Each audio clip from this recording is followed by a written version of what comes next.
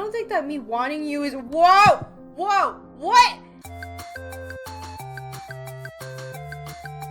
Hey, it's Jessica, and welcome back to Cinderella Phenomenon, Karma's Root. So in the last episode, Karma did kind of lash out on Lucette, and he kind of revealed the reason why he's so, you know, angry with her is because... I get the feeling it's because he's scared to, like, fall in love again. So his beast side of the Beauty and the Beast curse is coming out. And it seems to be hurting him, the fact that his tattoo is affected by it, but I'm not entirely sure how. But we just know that it has to do with this curse, and it's kind of hurting him in a way. It made it look like he was going through a heart attack or something. But anyway, regardless of that, the king has stepped down from the throne and let the Sir Alcaster, Fritz's father, become king instead.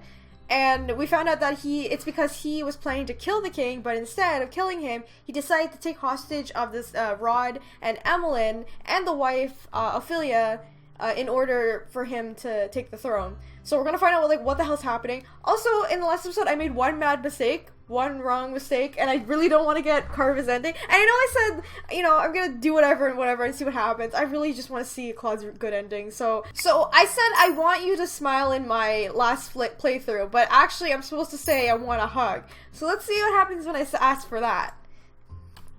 Huh? Klaude looked at me in surprise. He thinks I'm being foolish for making such a request, doesn't he? I shouldn't have said anything. Before I could say anything else, Klaude takes a step forward and wraps me in his arms. He pulls towards him, and in that moment in silence, all I can hear is his heartbeat resounding in his chest. I can feel his warmth all around me, and his fingers clasp gently to my back.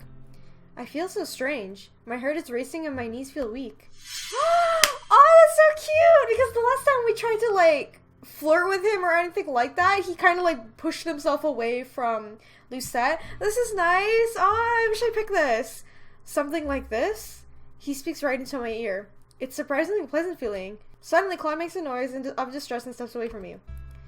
All of my warmness that was pressed against me 1 moment ago is gone.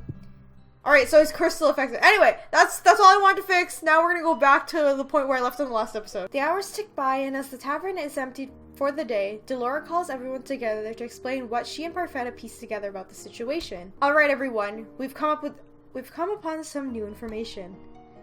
The first is that Alcaster has cracked down on the riots in town. Anyone seen protesting his rule is thrown in prison. Jeez. It's like fucking Baratheons all over again. Or the Lannisters. The king always values the people's opinion. Alcaster does not want opinions. He only wants to rule with an iron fist. Our patrols have shown that there is overall more security in the palace and around town. They have been charged with keeping people quiet in whatever ways they possibly can. As we heard from the prince and princess, things are most turbulent in the palace. The king is alive, but it's unlikely he will stay that way for very long.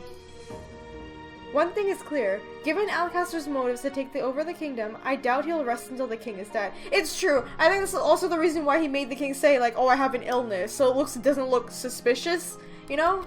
The king's men have turned against him, and even if they are loyal soldiers still left in the palace, we cannot contact them right now. Rescuing the king and the queen will be up to us then. We just so happen to have the people in this tavern that have a shot of rescuing them. Prince Rod has the key to a secret passageway we can use to break into the palace. I hope Fritz is okay because we legit have not seen him, so I'm kind of worried. Secret passageway? Only the king and the commander of the knights have a key of the passageway, so how did they get a copy? Who's going to join us on this mission? Durin and Garland both volunteered immediately, followed shortly by Klaude and Waltz. I'll go too. The room goes quiet and I step forward and volunteer. Princess, we can't just allow you to put yourself in danger. I look at Klaude, who's staring at me in shock. I took up the sword so I could protect those I care about.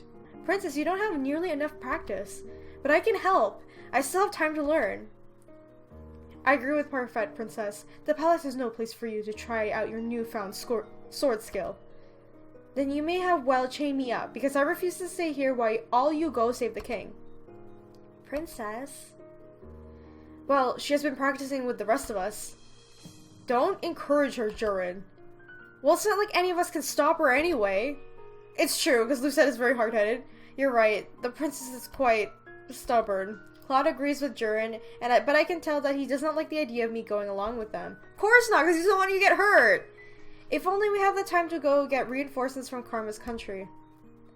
Karma's country? Brigantia. How is it possible that the Brigantian citizen can simply ask for reinforcements? Klaude's like, God damn it. Karma is the crown prince of Brigantia. There's some shuffling in the room and everyone turns to gawk at Klaude. Rumple, Anise, Rod, and Emmeline all look in shock by this revelation. You're the lost prince? Lost prince? Sounds like such a tragedy, doesn't it? Anise suddenly looks in distress as she fumbles her thumbs. All this time I never knew. I'm so sorry, Your Highness. There's no need for formalities, Anise. But I am the lost prince after all. I keep my lineage a secret because right now I am just a normal commoner. But you're a prince! Couldn't you just still ask for reinforcements? Even if I did ask for reinforcements, I'm pretty sure they would never come in time. Besides, I can't go back to my kingdom yet. Can I go back while he's still cursed? Okay.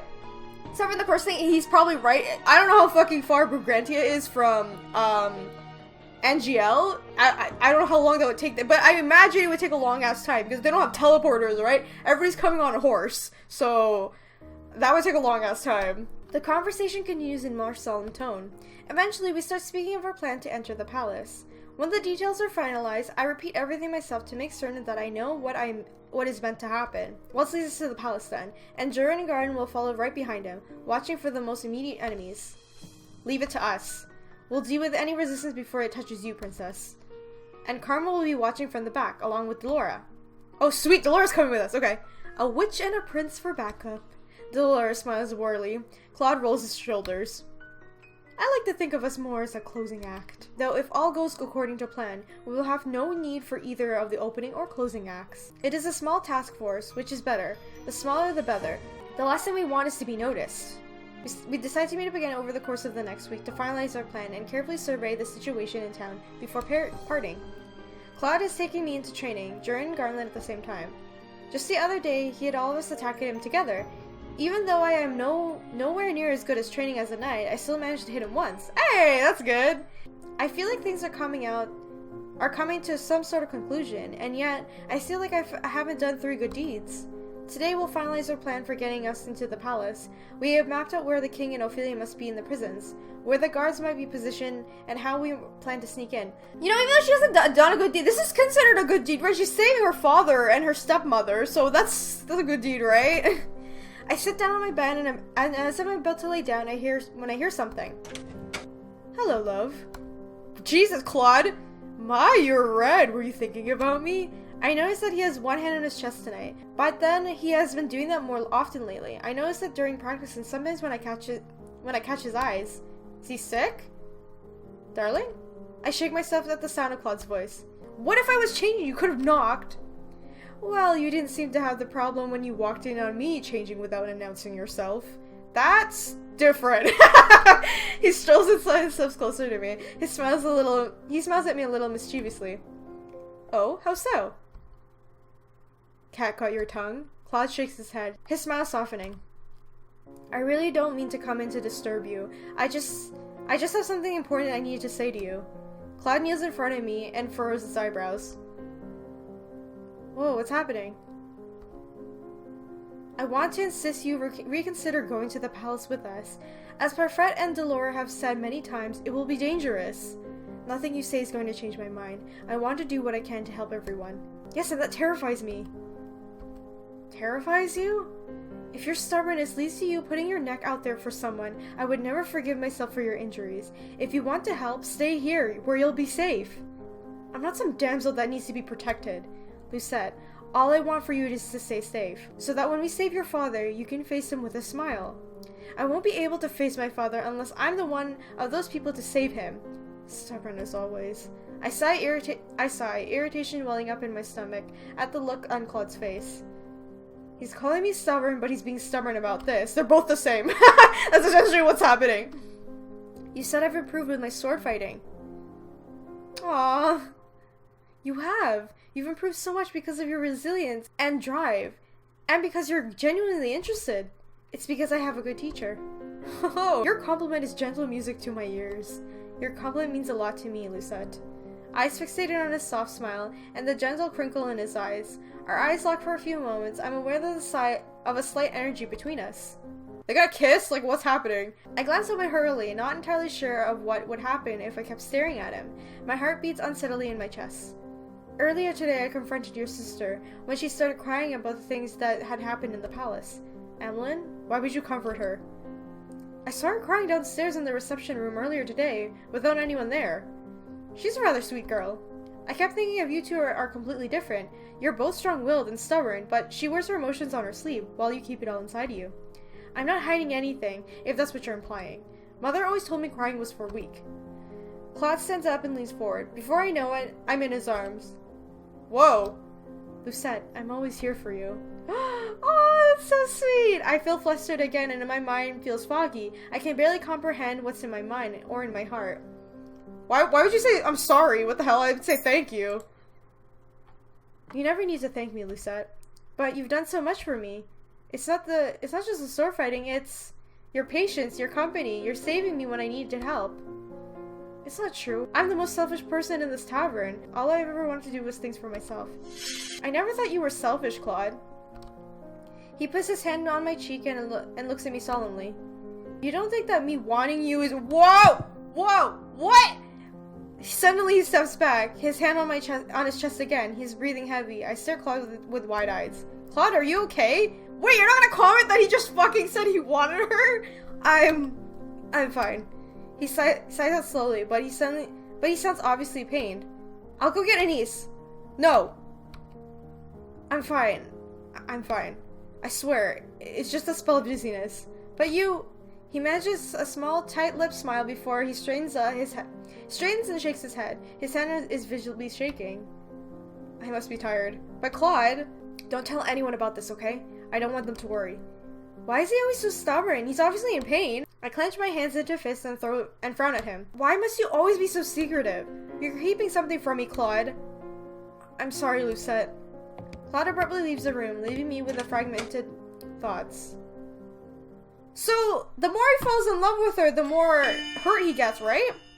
Is that what's going on? I think that's what's happening, which is interesting. Today I will land another hit on you, Karma.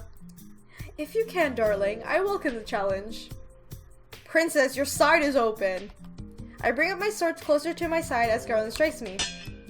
Tonight's the first night I get to use a real sword, as opposed to a practice sword. Ooh, the sound of metal clashing echoes in the night. Is this what real battle feels like? We have been practicing under skirmish conditions for at least a few days. Since tomorrow is the day we enact our plan, we are doing some last minute practice. Remember, fight back to back is better than doing it alone. Klaude dodges Jern's sword when he speaks, but I notice that he seems to be taking special care and not looking in my direction.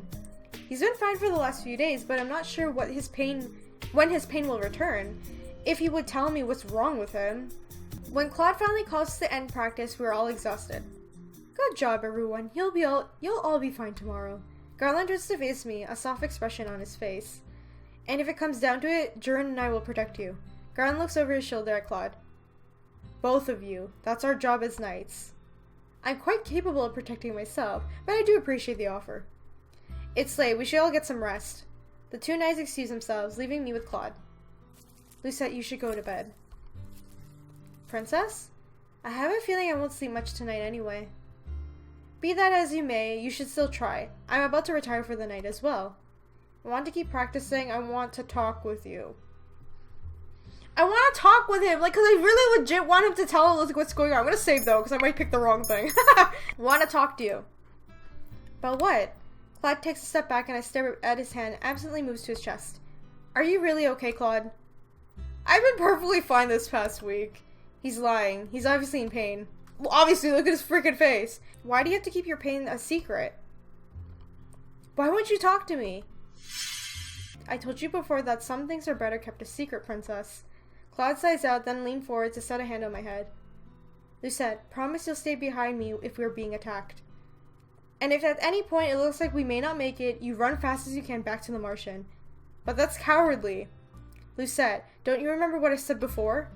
Sometimes running is the right thing to do. Never run into an impossible situation. Instead, live to fight another day. Promise me you'll stay behind me. Please, Lucette. Give me the peace of mind. I promise, right? I mean, it's Lucette though, because she's so stubborn. If it'll make him feel better, before we go into this mission, I cannot deny his request. Klaude's expression softens and he moves away from me. I'll stay behind you. Thank you, princess. Let's attempt to sleep in preparation for tomorrow. When this is all over, I'll pry Klaude's secrets out of him. Oh man. Tonight is the night, and everyone is about ready to go. I can't get the feeling of foreboding off my chest. Everyone is gathered to close the door, ready to set off. Everyone except Princess! Rumple suddenly appears. Annie's coming up to stand right next to him. What are you two doing here? Well, of course we came to wish you good luck, just like everyone else here. We'll be waiting for you tonight so we can celebrate everyone's return. Be careful. Emmeline, who has always been everywhere with her brother since they came here, is standing right beside me now with a smile. I'll pray for your safe return. Her smile wavers, and I can tell she's uncertain. She has the Great Knights of Caldera, 2 witches, and a prince. She'll be fine. Rod's response are curt as usual, but I cannot help notice that his hesitance in his voice. Even though he stares at me without expression, I think I can see a tinge of worry in his eyes. Rest assured, we will keep the princess safe. We're not gonna let Alcaster get away what he did to Angielle and its royal family. Parfait steps forward at last. She and Delora glance at each other, and I feel some sort of secret message bound between the two of them. Delora nods ever so slightly before Parfait turns to the rest of us. Her eyes eventually follow me. You've changed since you've been here, princess, but your dedication and resolve never wavers. It has always been there, just beneath your surface. Stubbornness or resolve? It is as if Parfait was able to read my thoughts. She smiles at me as she sets a hand on my shoulder. Your dedication is much like King Gennaro's. You are proud and honorable, and always take a step in the right direction. This is why I know you'll be back tonight. Just as Rumple said, we'll be waiting for you, all of you. Stay safe tonight. I nod my head as everyone gathers around and begin to repeat their hearty goodbyes. It is Delora who walks away first. We follow behind. The night has just begun. Oh shit, here we go! On our way to the palace gates is uneventful, but we pause for some distance away from them to take shelter in a nearby alley. Their knights are everywhere. Waltz points up to what looks like a regular section of the wall. There's the hidden doors to the tunnels. If we time it right between the knights' patrols, we should be able to make it. On my signal. Klaude puts a hand down on my shoulder and squeezes it. It is an abrupt gesture, but it doesn't last long. But the motion calms my nerves somewhat. You will be fine. Oh my god. Our footsteps echo in the tunnel. Standing in front of me are Jern and Garland, who are flanking Waltz. Dolores stands beside me, and Klaude is at my back. This small tunnel makes it seem like we brought a lot of people. This way. We silently follow Waltz's instructions. How is it Waltz knows about these tunnels? Yeah, I was about to say, how does he know where to go? What the fuck? I'm already taking into the account of the guards and where they might be positioned based on Prince Rod's information. We should be alright. Garland and I will act as distractions if needed.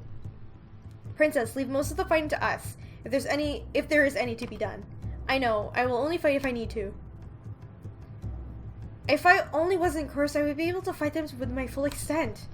I think you're quite capable without your magic puppeteer. Oh, is that a compliment? It's an honor, Miss Karma. I'm only in this dress because of Jern, you know. Jern crosses her arms and clocks an eyebrow at Klaude. I wouldn't fall in love with you no matter what you say. That's what they all say. We're here. Suddenly everyone goes quiet. I feel a lot heavy as I stare at the staircase in front of me. This should lead us to the throne room. I did not know that we had a secret passageway in the throne room. How much does Walt know about the palace? Interesting! I assume it's because of what happened between the mother and, like, the humans back in the day. So I'm just assuming. That's how he knows. Immediately after we step into the throne room, we split apart, avoiding the guard's gaze. I sit close to Klaude and Waltz as Delora junctures a blanket of shimmering fog that envelops the guards. Woo! There we go. I watch the guards close their eyes before slump onto the ground. Delora drops her hands once all the guards are truly asleep. Amazing how intolerant humans are to magic. Let's keep going. Oh god. Getting through the palace is no easy feat. Hallways that were easy to get through before are difficult to traverse, now with all the soldiers standing around. Delora casts a spell to silence our footsteps into quiet muffles, but moving is still quite difficult, especially with a large group. Eventually, we arrive outside the tunnel that should lead us to the castle prisons. I'll stand watch. Be careful, Waltz. I will. Oh my god, please tell me he'll be alright. We enter another network of tunnels. Durin, Garland, after you. Durin glances at me briefly, then at Klaude, who nods a little stiffly. We'll be right back. Oh god. In accordance to the plan, Klaude and I are just left in the hallway point of the tunnels to ensure clean escape for Delora, Durin, and Garland to continue to our prison. They should be fine, but I'm still worried. My eyes wander to Klaude and I bite down on my lower lip when I notice that his hand is once again raised to his chest. I find myself reaching up to grab Claude's hand, but he swiftly pulls it away. The glare on his face takes me back by surprise. Why is he so angry? Klaude puts his hand on his chest and flinches to lean on the wall. Not now. His voice sounds pained. What is he talking about? Klaude? I just need some space, princess. But I'm fine. I cannot help but feel irritated the way Klaude has snapped at me. I'm sorry, I don't mean to be this way. He trails off, his eyes distant. Because of your curse, right? Most of the time he is sociable and pleasure to talk to, but then he reverts to this state. It's like the two different people. I can't understand why he's like this. Beauty and the Beast is coming out, pretty much. Why do I care so much for someone who keeps secrets? Lucette, I wish I could explain, but if I did, you would hate me. Or more accurately, you would be afraid of me. Gotta save. I'm gonna say, why would I be afraid of you? Wait. I could never be afraid of you? Or what? Fuck, I'm gonna say this first. What is there to be afraid of? Klaude wears a pained expression as he looks at me. I see him once again grab his collar of his dress, looking like he's in some kind of agony. That's what she said too. Is he talking about the woman from before? The one who didn't love him? He thinks I'm the same? I'm not like her. Hey! Lucette! Klaude's voice trails off at the sound of running. The hell? His hand quickly moves to the hilt of his sword, just as I reach for mine. Oh, thank god. If we relax when we only see Durin, Garland, and Delora heading towards us. Why are they alone? Where are the king and queen? What? They weren't in the prison. I have no idea where else they could be. Delora steps up from between the two of them, her expression somber. This doesn't bode very well for all of us. We can't keep sneaking without a direction. That's a sure way to get caught. The word has just left them out. The words have just left her mouth when the alarm sounds behind us. It's a fucking trap, isn't it? Don't tell me. It's the alarm. Everyone draws their weapons as Waltz appears, running towards us with a harried expression on his face. The knights are on their way. How did they know we were here? In the seconds, I hear the clanking metal, and then there are knights upon us. We are forced to scatter to deal with different opponents. A guard rushes in at me with his sword, and I somehow manage to block his attack. I should be able to wind around him. The knight falls after as I catch him from behind and give Klaude an opening to attack him. Lucette! Stay behind me! I promised I would, remember? Let's keep it that way. A smile flashes across his face, and for a few moments he seems more like the Klaude I know. A knight manages to separate Klaude and I, leaving me by myself. He grabs my arm. Unhand me! Whoa! Whoa, what was going on?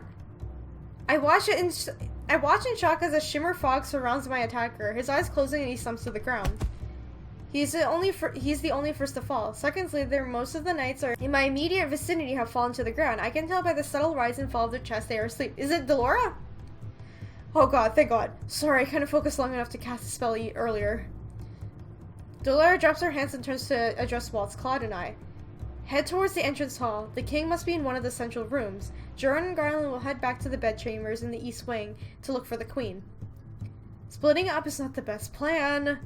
We don't have much choice anymore. If we're gonna get to the king and queen out of here, we need to improvise. Now go. Oh man, yeah, Waltz is right. Separating is not a good idea. Klaude grabs my hand and jerks his head at Waltz. Let's go. Okay, guys, I'm so sorry. I'm gonna have to end the episode here. Oh my god, I can tell we're already at the end, so I'm a little bit afraid because I feel like someone's gonna get hurt, either Klaude or Lucette, and that is just gonna end horribly because I feel like this is a trap. You know what I mean? Anyway, if you guys enjoyed this episode of Cinderella Phenomenon, remember to leave a like, comment, and subscribe to join the companions. And if you'd like to support me on Patreon, there's a link in the description where you can check it out. If you do support me on Patreon, you get extra videos, access to my videos earlier before they go out to the public, and a lot of other cool stuff. So yeah, if you wanna go check that out, or if you wanna purchase some of my artwork in my store, there's a link in the description too. Anyway, I'll see you guys in the next episode. Bye! Well, not as beautiful as I am, of course. Oh no, he's the flirty one. He's the fucking Casanova of the group, I can tell. Maybe next time you invite 2 people over, don't start fucking one of them. Oh, bye. Oh no! What is it? I just